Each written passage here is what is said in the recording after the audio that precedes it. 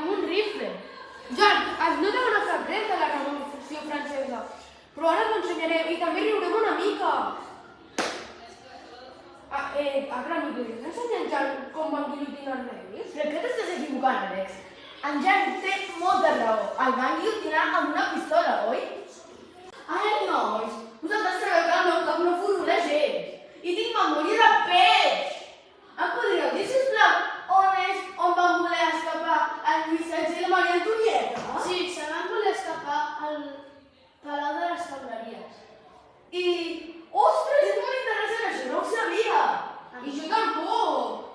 En veritat no m'interessa gens, però... Van guillotinar en Lluís XVI el 21 de gener del 1793. I la Maria Antonieta? A la Maria Antonieta la van guillotinar el 18 d'octubre de 1793. Ens hem d'acomiadar. Sí.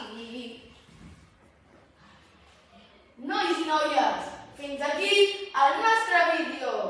Deixeu el vostre bon like i la vostra bona